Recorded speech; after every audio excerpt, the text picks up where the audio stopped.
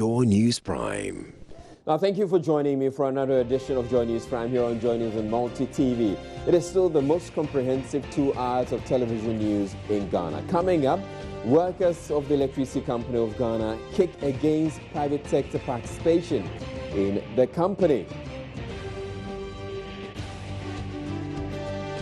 Institute of Economic Affairs mulls 2-man debate between President John Mahama and MPP flag bearer Nana Akufo-Addo ahead of the November election.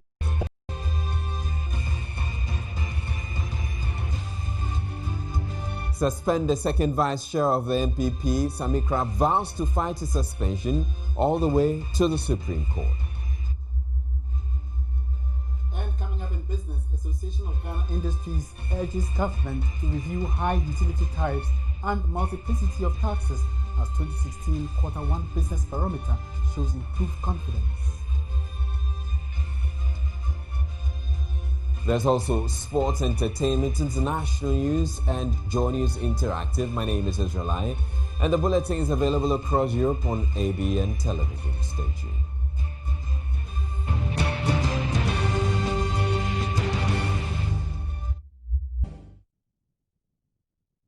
Right, we do apologize for the hold-up in the start of the bulletin due to some technical hitches. But in our very first story, workers of the Electricity Company of Ghana have in the last few days been agitating against plans to introduce a private sector player in its operations.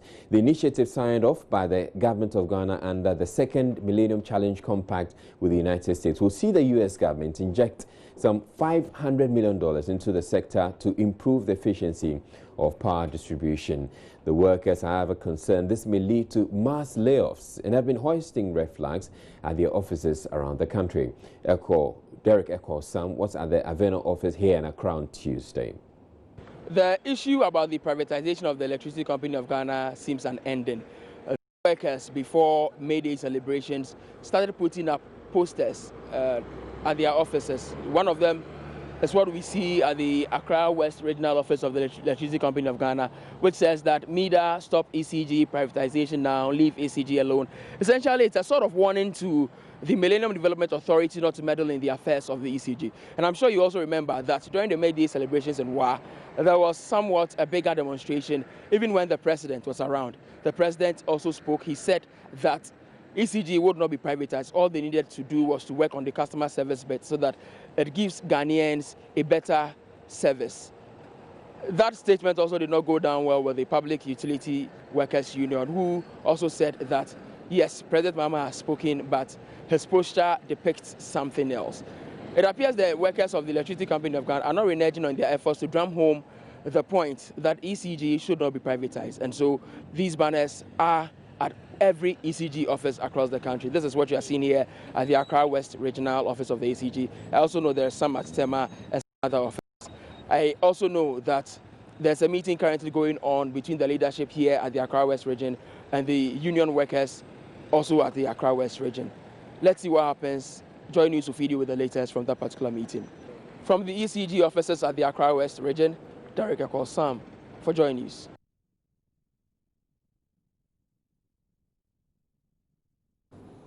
Now, all this is happening despite assurances by the president himself that the workers' jobs are secure. Let's hear what the president had to say on May Day. ECG is and will remain a wholly owned state enterprise. Has no intention of privatizing ECG. Government's agreement under the Millennium Challenge Compact is to leverage private sector participation at the client's level to assist in resolving clients' complaints and revenue collection. There will be no worker retrenchments occurring as a result of this reform.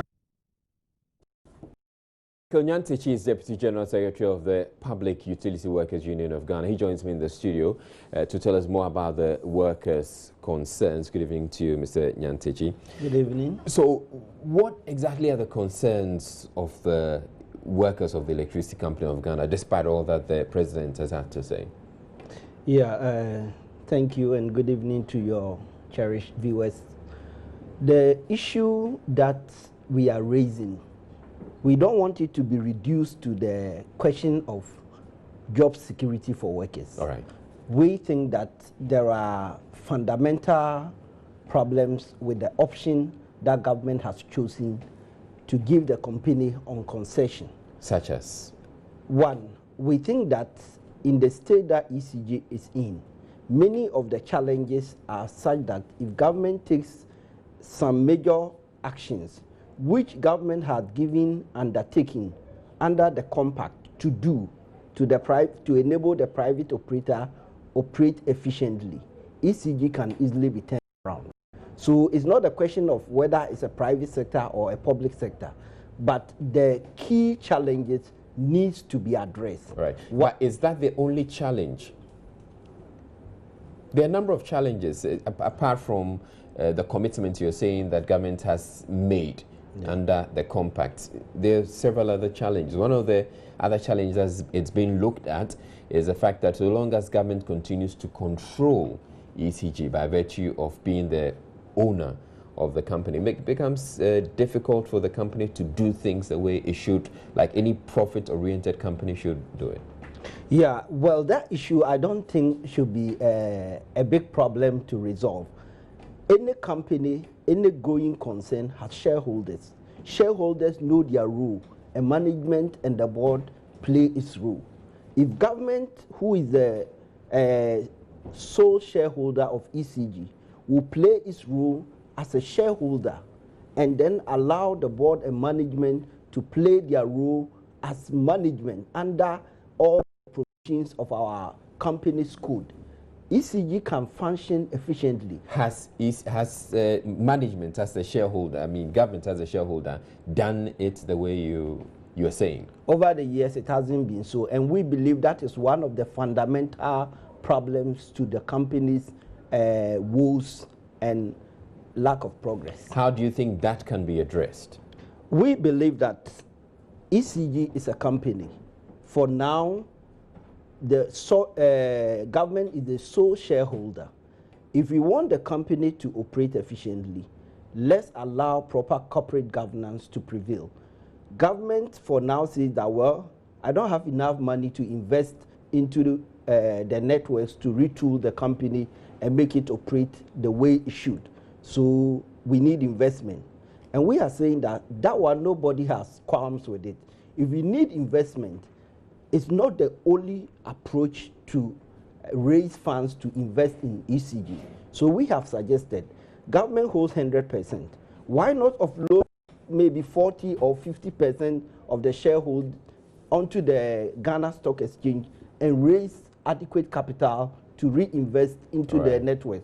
Or now we have a lot of pension funds around, and you go to many even developed countries, they leverage a lot of funds from their pension institutions.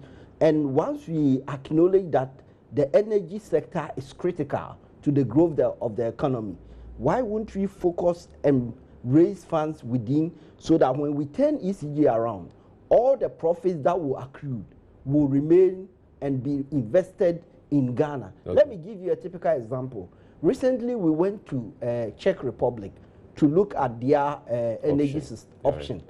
They took this kind of approach. Initially, their government wanted to do outright sale of their energy distribution company. The unions and the civil society rose up, and then the government changed course and decided to offload some of the shares. So for now, you go to Czech Republic, the Czech group, the government has 70% shareholding, 30% in private individual hands. And the company is doing extremely well and always adding to the revenue for the state and investing in other areas. Okay. We think that this is one option which will bring better and more returns to Ghana than the concession approach. Right. Now, this is the position of the workers. How about management of ECG? Because I would want to believe that if the workers have concerns, they will channel it through management.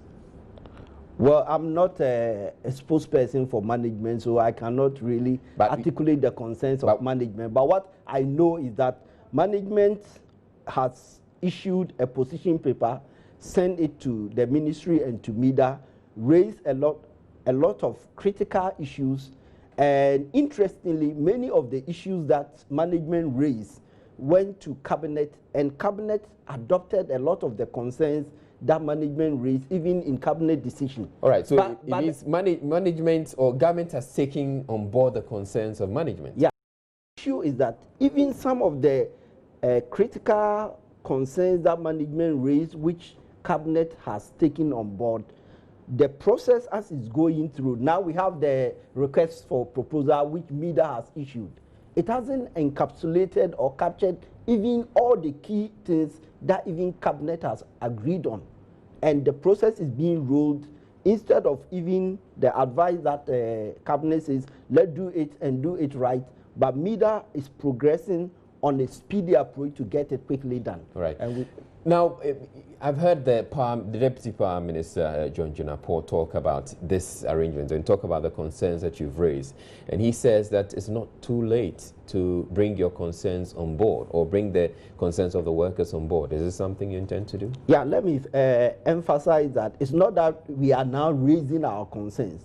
We sent our position paper to the ministry and to the MIDA as far back as 2014. And we articulated all these issues, but it looks like because this is under a compact and it's a condition which has been set in the compact, it's like we are going in a straitjacket approach and we are not really looking at the other alternatives. So many of the issues that we brought on board, although we sent it long ago, we've realized that in the course of many of them have not been really considered, and we appeared as a nation set on one trajectory which we are following. And we know that course from examples around the globe is not going to help the country. And that's why we are raising these issues, and we want Ghanaians to understand that it's an issue that goes beyond just worker security, but the ultimate what do you intend to do about it? That's why we are raising this concern. When we want all Ghanaians to understand that this is an issue which will affect every individual, not only ECG workers, because now we are complaining of tariffs, even under this regime, which is a state-oriented. What will happen if we give this to a private individual? And now look at the way ECG even operates, more or less like a monopoly. So if we are going to create a private monopoly, and in our Ghanaian environment and circumstances, where many of our regulatory institutions are not as strong as they ought to be, we don't have the adequate guarantee and security that, oh, PURC is there, so we will get all the protection. Many of the regulatory bodies are already there, but are we getting the required protection as it ought to be? And these are the issues Ghanaians need to know. All right, thank you very much. Michael Nyantechi is with the Public Sector Workers Union. Public Utility Workers Union. Thank you very much. So that was his position, but we are taking a break on Joy News Prime. At this point, we'll bring you more stories. Please don't go away.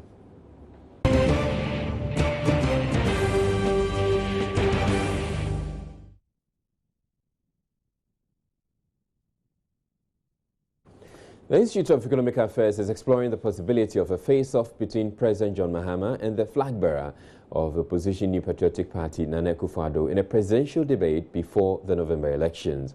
A two-man debate, according to the think tank, will be a separate event from the election year debates, which features the presidential candidates of political parties with representation in Parliament. President John Mahama earlier this year in a television interview indicated his willingness to take on the leader of the main opposition party in a one-on-one debate. I'm willing, even this afternoon, if Nana presented himself, to take him on all those contentious statements that he's made. And it appears that wish may just come true. The Institute of Economic Affairs, which has organized debates ahead of every election since 2000, says the special two-man debate is informed by public opinion. We are considering holding a debate for the two frontrunners in this year's election. And that's all based on that feedback that we do receive once we conduct surveys at the end of presidential election debates, pre-election debates each year. Dr. Michael Ofori-Mensah was speaking to Joy News on the sidelines of the launch of the 2016 debate series. Says the main debates will be held in the last week of September. The successful conduct of this election would also depend on how we shift the tone of the campaign process to issues of substance, as to engaging in personal insults. And that's what I call, engaging in schoolboy rhetoric. That, I think we need to move from there. The less significant political parties have always complained about the uneven playing political field and the way the IEA in particular decides on who is invited to its presidential debates. And the two-man debates being contemplated may make them feel even more marginalized. But Dr. Michael Ofori-Mensah says a separate debate will also be organized for parties without representation in Parliament. We are considering, based on the feedback we've received, and which perhaps you are trying to again re-emphasize that feedback and that groundswell of public interest relating to the fact that perhaps there's an opportunity that the IEA will hold a separate debate for candidates from non-parliamentary parties. Reacting to the pockets of violence that has characterized the limited voters registration exercise, the senior fellow warned that if not checked, it has the potential of marring the country's democratic credentials. We would hope that this issue would be quite addressed effectively, because of course just like you and I are thinking, if this is just about registration, then what's going to happen with voting? And we hope that the EC, as well as all relevant stakeholders, will take note of this. And there are very huge, logistical concerns. But I don't think this is anything that we can't overcome. The second presidential debate is expected to be held in October, 3 weeks after the first debate scheduled for September. The Electoral Commission, meanwhile, says about 1 million prospective new voters were registered in the just-ended limited voter registration exercise, 200,000 less than the estimated registrable population. The figure, according to the EC, is within the number they had anticipated to add to the voters' roll. Several reports indicate there are still many who are unable to register at the end of the exercise on Sunday, as there were people waiting their turn in queues across the country. The Commission, however, doesn't appear to be eager to extend the exercise. The New Patriotic Party, meanwhile, says there are fears many others who registered may have their names struck off the voters' roll for registering for a second time. The NPP's Director of Elections, Martin Mensah, blames this on what he describes as the EC's poor communication. They would want to continue the registration process at their district offices. Is this a position that your party is for? Well, I don't think that that's an ideal measure to deal with the problem at hand. The very position taken by Opposition Profo is even the reason why we cannot go by continuous registration. The CI makes provision for the continuous registration, but the same CI says in clause 2 that the political parties and the EC must agree to the modalities. These are the modalities as given to us by the Electoral Commission. We have not reached any agreement yet. It's an innovation we are getting into. Never happened before, continuous registration. So you are not going to have to put in place the needed infrastructure before you can roll out or implement. I don't see that as a means, an effective way of dealing with the problems that we have over this registration that just ended 2 days ago. You don't really have the time, and we may not even put this on stream for 2016 elections. People may start the registration, but of course, there is an administrative cutoff point at which if people register, you cannot migrate them until they do register. And considering that we haven't even agreed to the terms, we can't start. Just go add some few centers. We are not saying that you may have to necessarily extend it nationwide, but there are very few places, tertiary campuses especially, where we can practically verify that thousands of people are still registered. Give them another opportunity. Going by the set figure of 1.2 million could be very deceptive. And I made the point that you always have a carry-forward measure. since 2012 when we set out to register, not everybody who ought to have been registered or who was eligible got registered. I mentioned a figure of some 650,000 between the Ghanaians counted and the eligible population who failed to register. They may have sought opportunity either in 2014, limited registration, or 2016. But the thing is that even the figure we are saying we set for ourselves 1.2. Now we clock 1.1. So the extra 100,000 where are they? They'll be looking for another opportunity in the future. And so you always have a backlog of people. Setting 1.2 million wasn't realistic.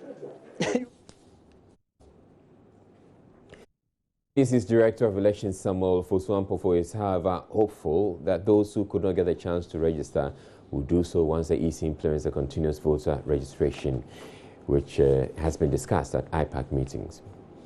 It has been the practice that even in crafting the CI 91, our political parties played active role. And before the exercise, the Electoral Commission had already circulated a proposal for continuous registration, the modalities to the political parties for us to make inputs. And at that point, we indicated that we are all very tight because of our preparation towards the registration. So they should allow us to complete the registration process. Once the registration process is over, we will then come back and look at the modalities and then work it out, because the law states that the EC will have to do that in consultation with the political parties. So we, as a political party, we are going to look at the proposal, the modalities for the continuous registration.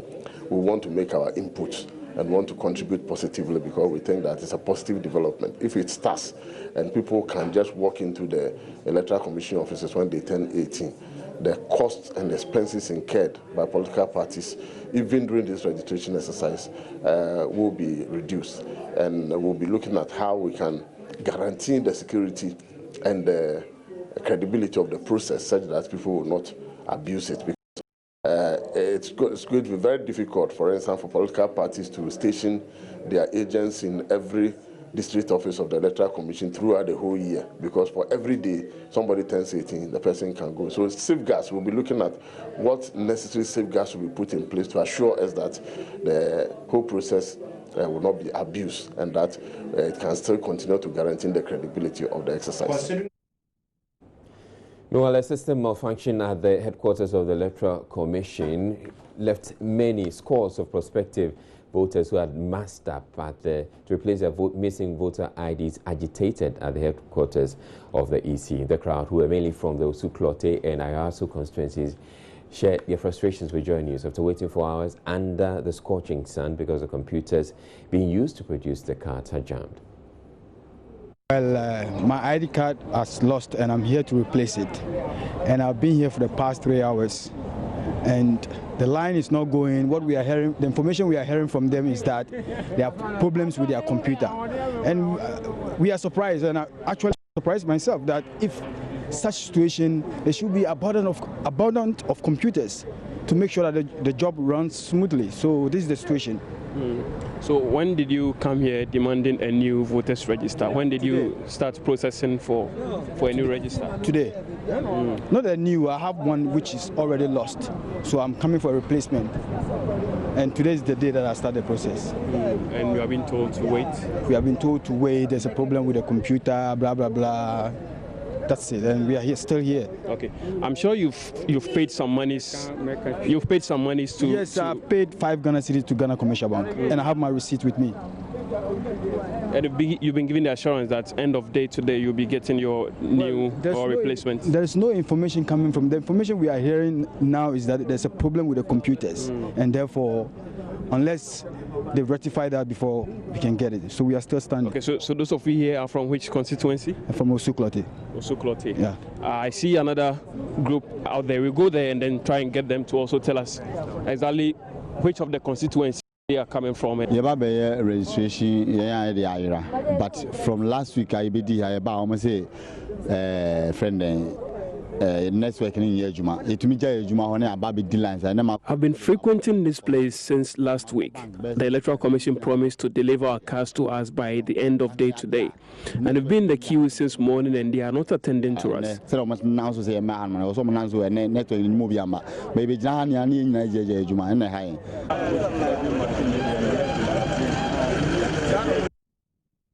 Officials of the Electoral Commission were unavailable for comment, but the computers were later fixed before the news team left the EC office. We're taking a break on Joy News Prime. When we come back, we'll bring you business news.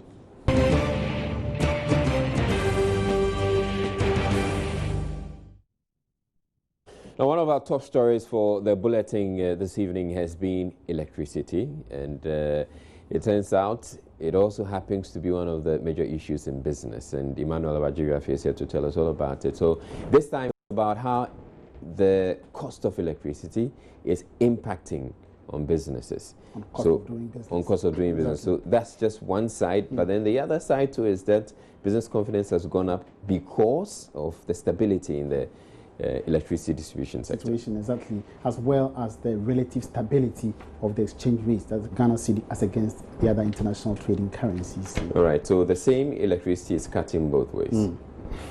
In one breath is bringing some relief, in another breath is causing. It's also impacting. But generally, I think the level of confidence, looking at the relativity as compared to the last quarter of 2015, has significantly gone up. Looking at the basis points, exactly, which is good news for businesses. So we're waiting to hear the details. All right, thank you.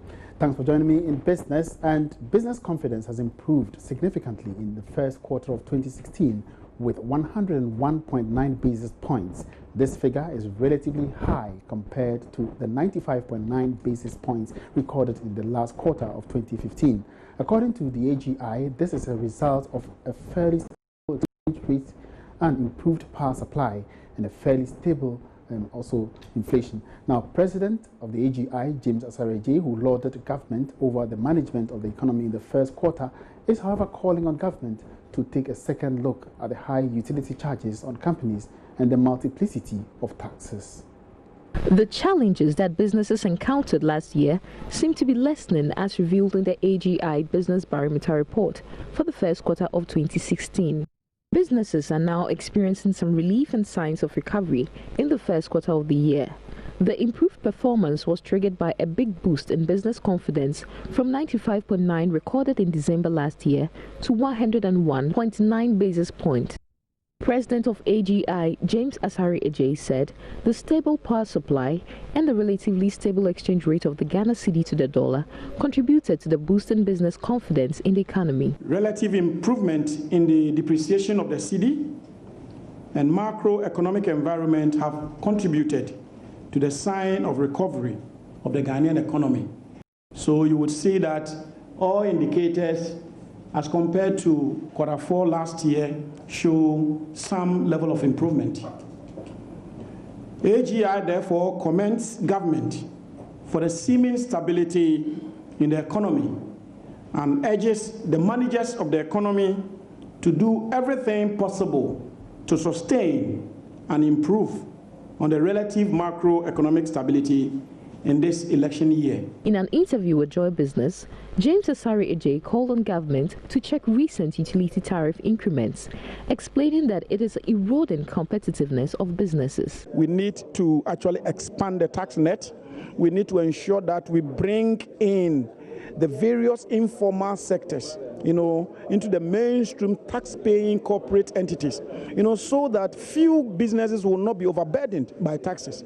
What we are seeing now is the few lawyer companies that are ready to pay taxes, they are always being taxed, and that it is not helping the economy. Yes, we agree, that government should use taxation as a means of raising revenue. But then where businesses are overburdened, it becomes a challenge. And then people even find a way of evading taxes because they are very much, overburdened. The Q1 Barometer report covered the manufacturing, services and construction sector. Away from that, speculations of a shortage of cassava supply leading to soaring prices of the commodity on the market are only creating panic. This is according to the chairman of the award-winning Farmers Association of Ghana, Davis Na Kobo. Joy Business checks revealed earlier that prices of cassava and other related food items have gone up at the Agbogloshi market in Accra.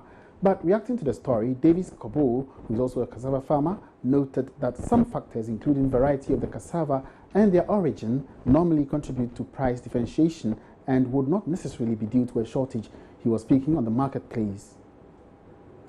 This particular story is completely unfounded. Just trying to create unnecessary panic. I'm saying this because I don't see the tail end of this. For instance, now we have almost 34 varieties of cassava on the market. We have 28, which of course is multi-purpose, use both commercial and industrial, and 6 other varieties have been developed for industrial. But I think this particular in this particular case, I think let me refer to, well, for instance, if you are in a Tebubu, the cassava, 3 tubers of cassava could be 5 kilograms, as against cassava from maybe Asasawa, also which could be 1 kilogram. So the two, if you check the two, the price can be the same. Do you understand me? So that is one other thing. And again, first time in 10 years in this country, we didn't get rains for 10 solid weeks. Okay. No part in any country. I mean, the whole 10 solid weeks, we didn't witness any rainfall. So that also contributes to one of the things. And you could also bear with me that most of the cassava growing areas are zero tillage. Because, for instance, they are not really mechanized. So it's becoming difficult for them to also uproot the cassava as against the scorching of the high sun all these 10 weeks. Which, of course, then just after a sudden rain, whenever you cook cassava, it will be the same, because most of these go for the fufu and others. So I think it's just unnecessary, causing unnecessary panic. I don't think really that, but people should appreciate that the farmers are really doing very, very well under this particular circumstance. And this is why I think that government should also come in to take advantage of this, to mechanize most of, adhere to their mechanized, their so-called mechanized arrangements they have. Moving on, the National Communications Authority, NCA, will soon decide on whether it will allow subscribers to make calls over the internet, including WhatsApp, Skype, Viber, and Google Talk. This was contained in a statement issued by the authority in response to calls by the various telcos for such services to be banned. Over-the-top services include applications and services which are accessible over the internet, and in some cases, ride on operators' networks and numbering resources and other internet access services. Here's a Business Desk report.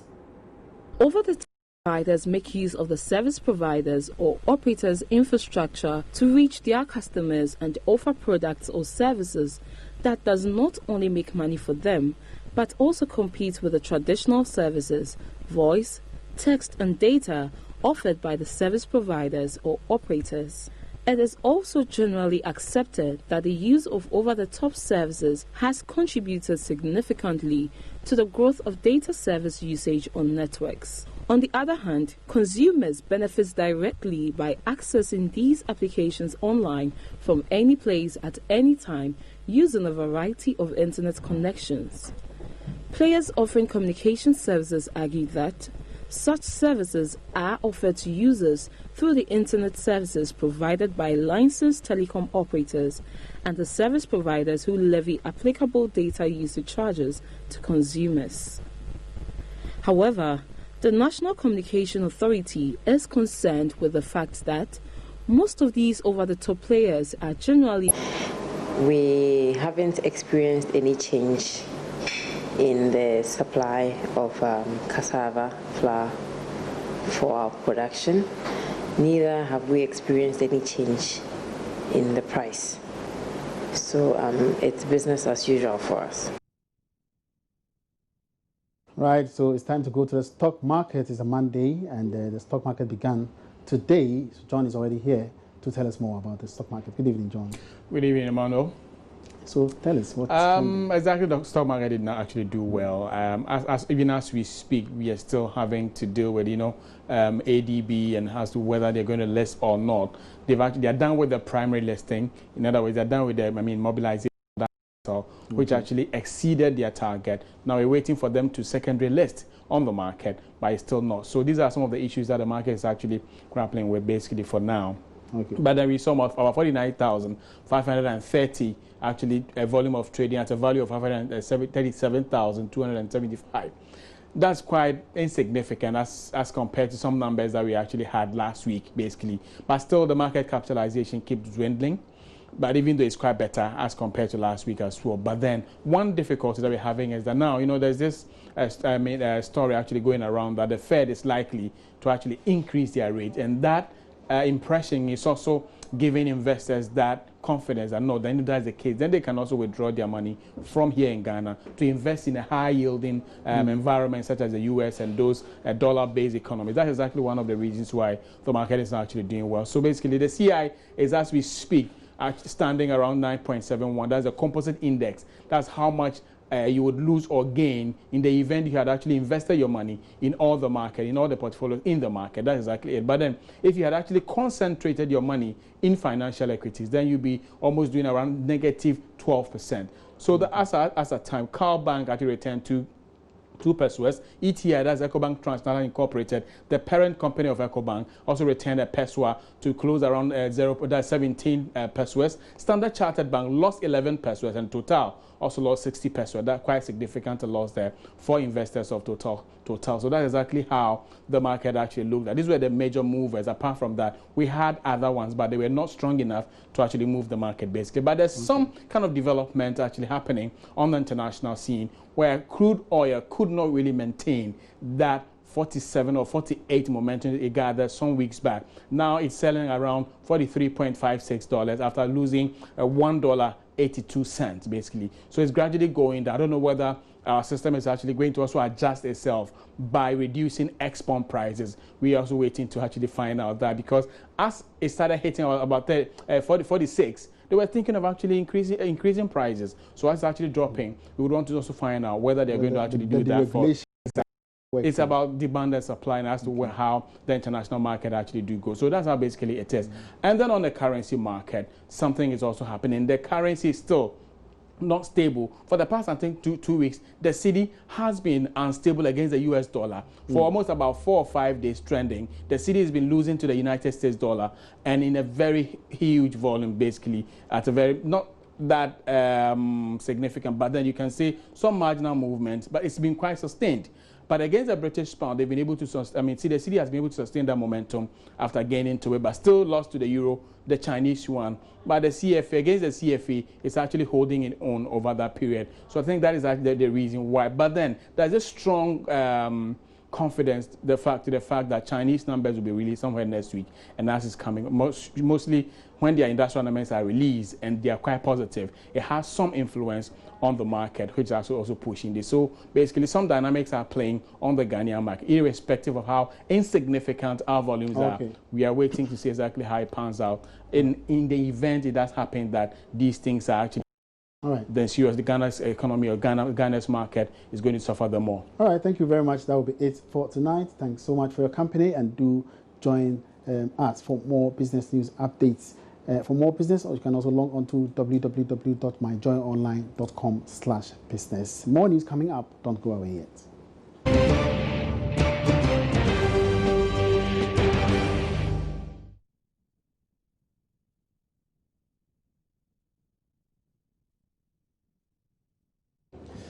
Vice-Chancellor of the Central University, Professor Felix Anya, has criticized the inconsistency with the number of years allocated to courses at the senior high school level. He says a reversal from 4 to 3 years was needless and puts undue pressure on the teachers who always rush through their syllabus in a bid to complete it within the limited time. Speaking on the polls on Monday, Professor Anya said that roller coaster has made senior higher education more difficult and affected its quality. Just not enough contact hours. Even if we decided to eliminate the CSSP and decided that they would work directly from the final exam to September, where they will start the classes, they do not just have enough time. Don't forget that many of the students here, particularly I'm talking about the majority, leave out for now the better endowed ones that everybody knows. Many of them are fed by junior high schools that are not as well endowed. And you know the outcome of the BC results, it's very, very poor in several parts of Ghana. So many of the schools spend a considerable amount of time with these students within the first year. The first year is largely remedial to many of them, trying to get the less advantaged ones to catch up with the ones until the second year itself. making sure that at least they have reached a level where you think they are reasonably at par. Not entirely, they can never be at par. And then you can now start teaching the syllabus. So already 1 year is gone, because the first year was revisionary or remedial in character. 2006, 2007, 2008, 2009 are the years that the 3-year students produced the results. 2011, 2012 are the years that the 4 years took over from there. 2013 is the year when the 2 streams combined and sat.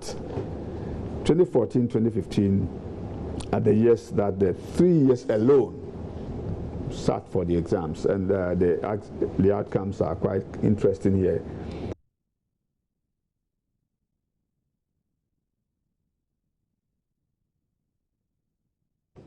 Mental illness and psychiatric conditions can take many forms. Inpatient facilities will often have a mix of patients who have sought treatment and those that have been forcibly committed by family or law enforcement. Some psychiatric nurse practitioners, as well as other mental health workers, have acknowledged the difficulty in working with patients who have not sought treatment for themselves and who may indeed not want to be treated. These patients, according to one practitioner, pose a threat to caregivers and is advocating security for mental health nurses. Is that for nurses, they really leave nurses need a lot of protection, because depending on what the patient's diagnosis is, it is very important that you give the nurses protection to the point where, in my experience, when you have a certain patient that has a tendency to attack, it is very important that the facility provides even security guards for them to go into the patient. Some of the patients are in isolation because of how violent they are. So it's very, very important that you have somebody that escorts the nurse to go in and take care of the patients. Medicine is a new trend in the world, and Ghana must find a way of incorporating it into its mainstream healthcare. Founder of the Holy Trinity Medical Center, Dr. Felix Anya, who gives this advice, says employing just orthodox or scientific healthcare is not enough to give patients complete healing. The Holy Trinity Medical Center, founded in the late 1980s, started with 5 staff members but has increased to 301 and 44 medical doctors. Over the years, it has won many awards, becoming one of the foremost private healthcare facilities in the country. Speaking to Joy News exclusively at the 11th anniversary of the Holy Trinity Health Farm and Spa, Dr. Anya says the core value of the center has been to help the needy and console those in distress. A passion to achieve higher standards has been one of its key values as well. Many hospitals being built these days have areas where you can relax, green areas, waterfalls, natural vegetation, flowers and areas, It is part of the new trend, not only just giving beds and injections and MRIs and that kind of thing. Dr. Anya, who is also the chairman of the Health Facilities Regulatory Agency of the Ministry of Health, revealed that healthcare has moved to a different level to offer integrative service that does not only focus on orthodox and scientific healthcare.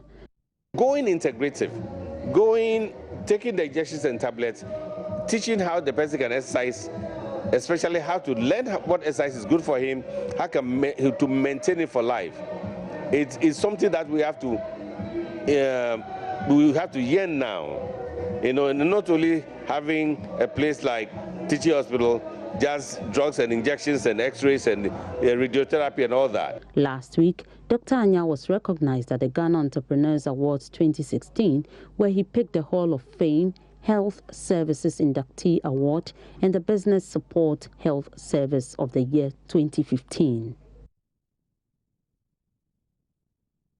Watching Joy News from next we bring national news.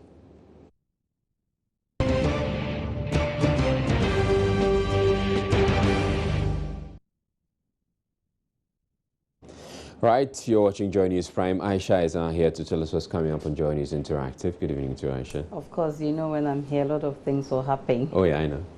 Loads of things. Time now to get to know what's coming up in the next 30 minutes. Now, the EC has admitted that low publicity accounted for the low turnout at the just-ended limited voters registration exercise. So, is this a justification to ask for an extension of the exercise? I think education and also creating awareness to Ghanaians and telling them to understand the need why people need to be registered and exercise a franchise coming 2016.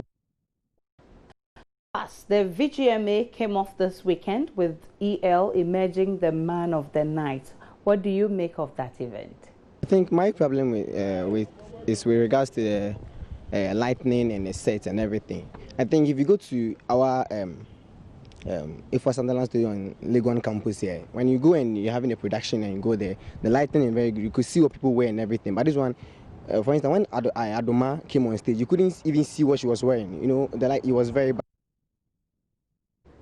All right, so in the next 30 minutes, I'll take your views, comments, and suggestions on Joy News Interactive. Please sit, relax, and enjoy.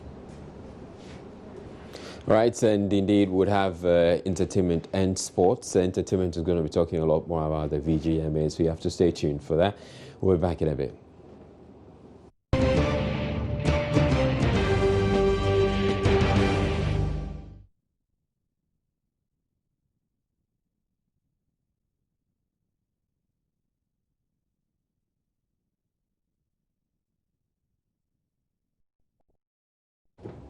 Watching Joy News Prime Time now for a recap of our top stories. President Mahama has assured workers of aluminium smelter Valco that they will soon have enough electricity so they could resume full operations. Finance Minister said Tekpe has confirmed claims by MPP Vice Presidential candidate Mamadou Bawumia about the transfer of some government funds from the central bank to a commercial bank, but denies any wrongdoing in the transaction. Power generating firms in the country that depend heavily on gas for their operations have started receiving supplies from the Tobo gas processing plant.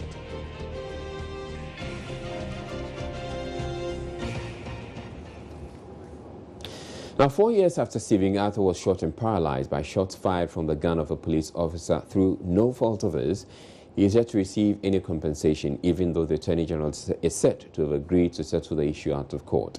In this special report, Joy News' Kwabna Usu Amprechum speaks of the injustice meted out to Stephen, now 24 years, by the Ghana Police Service, the Attorney General, and some of his own relatives.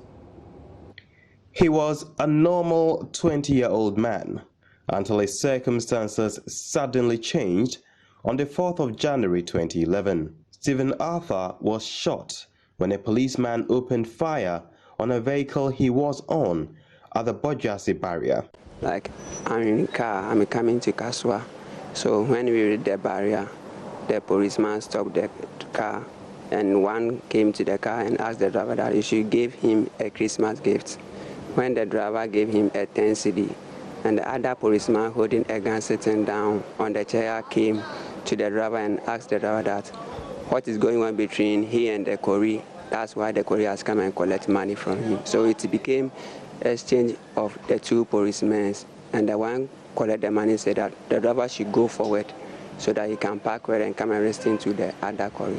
So when the driver moved the car, we heard names our back. What are you doing? Stop that, stop that. When I realized he has shot and some of the bullet has passed through the boot and hit my back. And that was the end of Stephen's life as he knew it. He had been shot in the spine through no fault of his and for absolutely no reason, and paralyzed.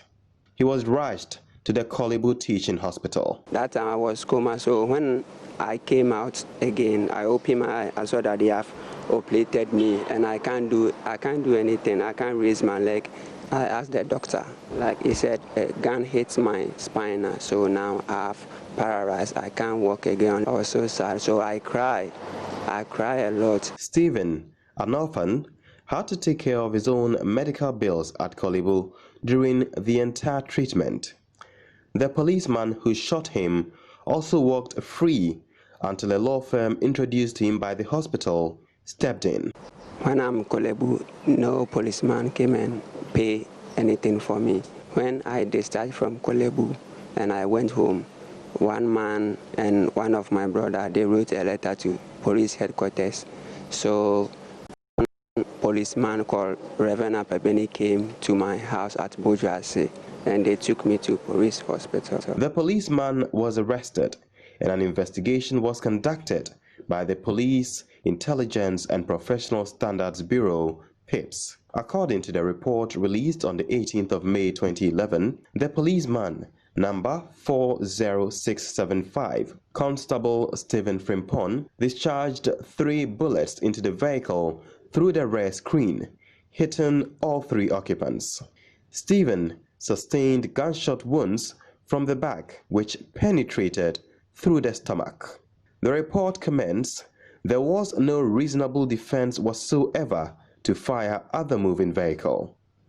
It proceeds, and I quote, to say that Constable Stephen Frimpong's conduct is not only unprofessional, but also criminal, is an understatement.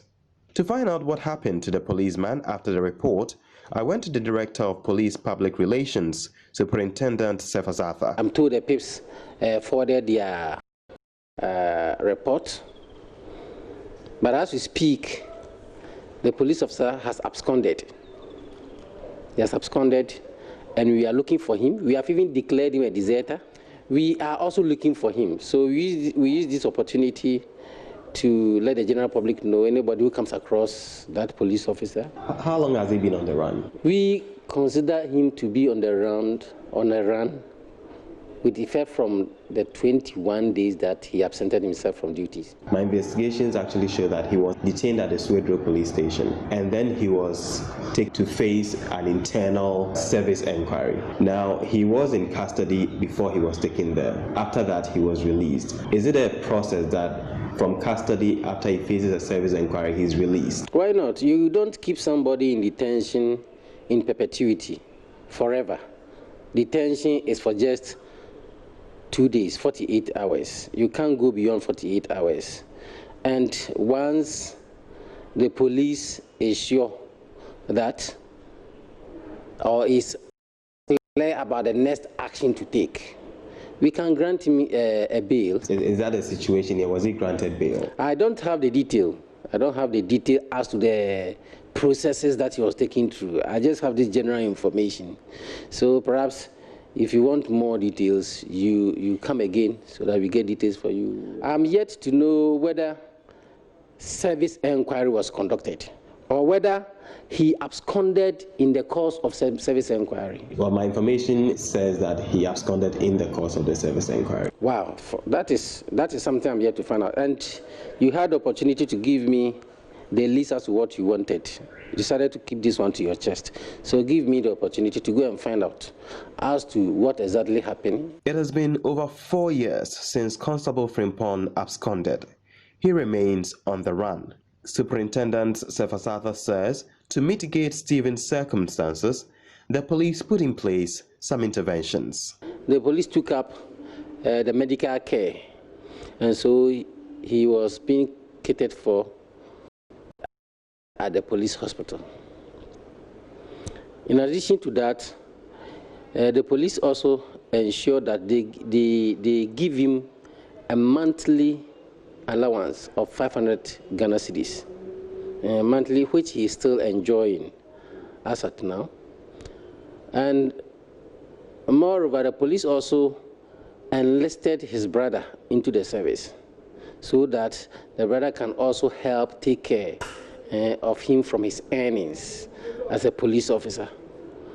We also went to the extent of hiring accommodation for him and his brother, where they were living and his brother taking care of him. Stephen tells me his brother repeatedly maltreated him. In January 2016, he was rushed to the police hospital after attempting to commit suicide. And my brother is not treating me well. He was treating me bad, so I was so worried. So I was feeling hungry. He didn't even fetch me water to clean myself. And I doubt